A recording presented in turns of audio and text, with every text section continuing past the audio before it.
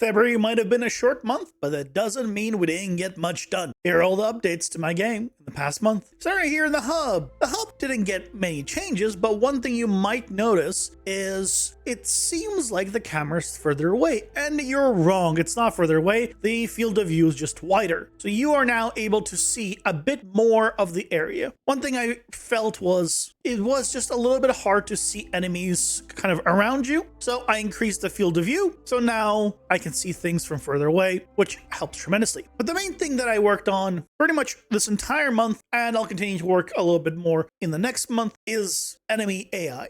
I basically completely reworked the system that I was using. What I have done is effectively created a set of modular movements, modular actions, and I have a few more modular stuff to add. So basically, I can pick an enemy and give it its own movement setup and its own attack, because the plan is for trash mobs to have just basic movement and attacks, and elite and champions to have more. And most mobs right now have still all the same AI except for one. Let's load in and show you. Oh yeah, and I also have tips finally. Oh, and one other thing that I've put in as a quick thing is over here in the top right, there's now a frame rate counter. And you might notice that's fluctuating with a 1 and a 2 there in the front. I'll be honest, I didn't realize the frame rate was this high. I mean, I have a 4080, which is a great card, but there's already 5000 series out, which are more powerful, at least like the 5080, 5090. I wasn't expecting this, mostly because in the editor, I'm running around 40, 50 frames per second.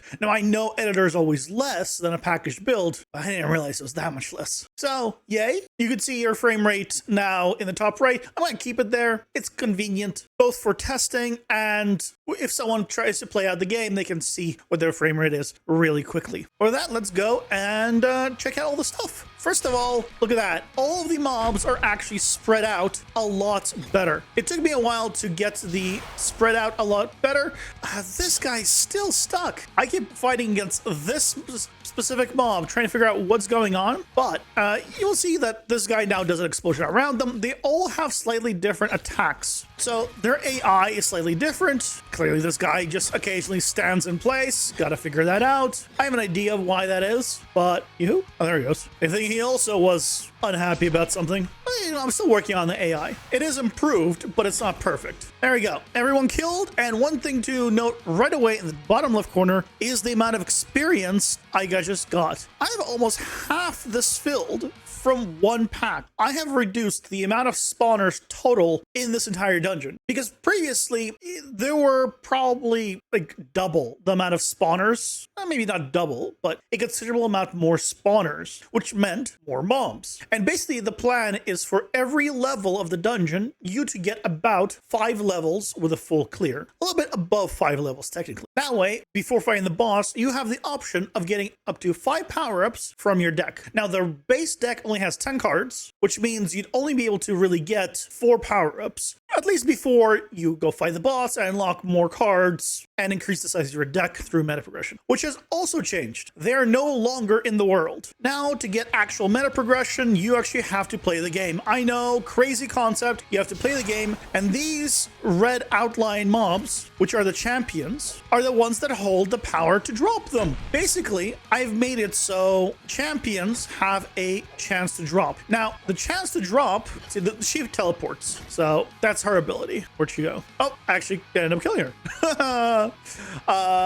Okay, that's a bug that I need to figure out, that if I somehow hit her at just the right time, she can die and not teleport. Okay, cool. Good to know. But basically, every champion mob has a chance of dropping the old meta progression crystals, the shards. They have it here in the bottom left corner. And the way it works is the first mob you kill, the first champion, has a 10% chance of dropping it. The second one has 20, 30, 40, then 50% chance. And if 5 consecutive mobs at 20, 30, 40, 40, and 50% chance to drop fail, the 6th one is guaranteed. So at the very most, you have to kill 18 mobs to get your maximum amount of crystals and guarantee you got everything. So if you're trying to actually get through just enough for the meta progression, you'll have to kill anywhere from 3 packs if you're really lucky at a 10% drop each, or have the guaranteed. As soon as one drops, it goes back to a 10% chance. So the chance to drop consecutively increases when on a failure and then resets on a success. Oh, and this guy is one of the only mobs right now, actually the only mob right now, that has a difference as an elite and a champion. So this guy breathes fire, but he also now, as he walks, also leaves fire on the ground. And one thing, by the way, you might notice, aside from that fire, is as I'm hitting these mobs, they flicker to white for just a brief moment. So there's a little bit of a actually visual display when something is hit, because it was definitely much needed. I don't know why they didn't put it earlier. It was actually quite simple to put in. And by the way, the fire there is all based on the particles, so it's not gonna be very fake. And if I run in here, I can take damage. Of course, though, that's not supposed to be appearing there, and I took no damage. Well, they found another bug. But as you see, I've already leveled up probably a while ago. Actually, should have been in the 3rd pack. Let's go do more damage. Yep, there's another one. I think this is the 4th one. This is the 4th pack. I'm gonna see if I can make it so the meta progression drops here. I'd like to not hit the cap. And by the way, I've already tested it. The very first time I was testing it with a bunch of champion mobs altogether, I actually managed to get 2 of them drop at the same time from 2 separate mobs. Of course, oh, there we go. There it is. So yeah, okay. Ta-da! Achieved. We got our first one. If I open up my tab menu, bottom right, there's my crystal. There's the amount of dungeon currency I have. This is all still working. There's all the deck cards activated. I have these in the shop pool if I find the shop. And yeah, that's kind of the big stuff. So as you can see, it is now considerably less hectic. That should be a culling for video. I cannot see anything. Oh god. But you can see here the AI is a lot better. It is, you no longer get surrounded, which is more of my hope. Oh, are you also bugged? Why are you stopped? Let me put you out of your misery. AI still needs work. Clearly AI still has some work. We'll figure it out. We'll figure it out. This needs work, that needs work, everything needs work, but you know, that's what we're doing. We're improving things. AI's getting better. Each one now has its own unique stuff. Good stuff. And of course, as you progress down into the dungeon, you can go ahead and now run into the boss room at any time. There's a 3rd level. This is also, by the way, a great gauge of roughly how far through this you are, at least on this 1st floor. Crit chance, yep, let's go that. Down we go, down we go. I could probably see if I can just run past mobs if they let me. I'm almost dead as a potion charge. Can we find the boss just to see?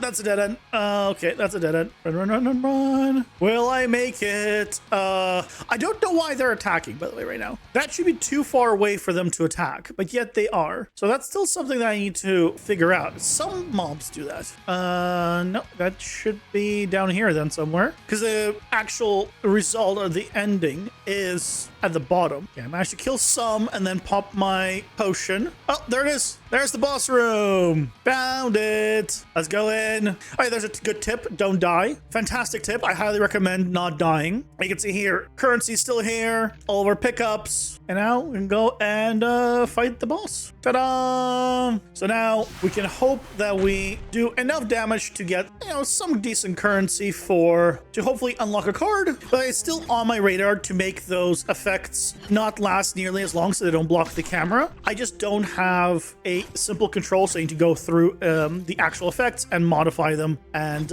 I need to make them. So I need to find where that is. Probably should be a little more aggressive than what he is, but that's still stage 1 once he gets a little lower. Oh yeah, now as I'm attacking him, you can see my potion still being recharged, even though I used it just earlier. So there's still ways of getting potions back, thankfully, even on bosses. Now, of course, I'll add upgrades to it. You know what, now I'm thinking about it? Has he attacked me? Oh god. Is my AI rework breaking the attacking of these bosses? I think they are. I think he oh no, he does attack. He occasionally does attack. Okay, never mind. I was getting worried. Now he's attacking a lot.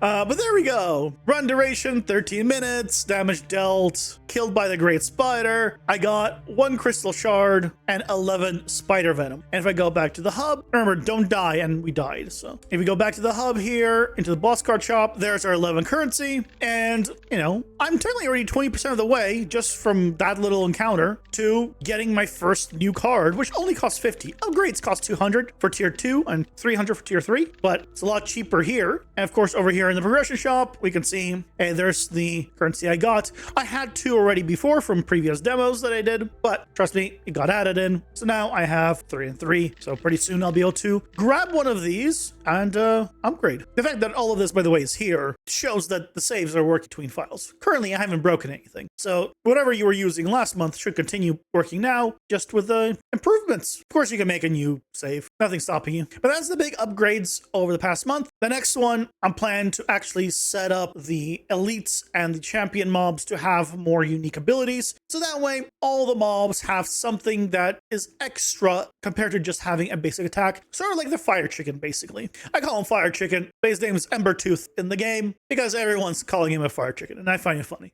If you would like to, you could try out this game out for yourself at its current stage. It's available on my Patreon, where you can join these wonderful people here and supporting what I do. It really means a lot. And if you don't want to go with the highest tier, you can go with the tier below that. And with a 2-month delay, you will get yourself this version here as well. And of course, if you'd like to join the community, link to the Discord, everything will be down below as always. And if you're curious where the game was 2 months ago, if you're at the lower level, check out this video right over here to see that version.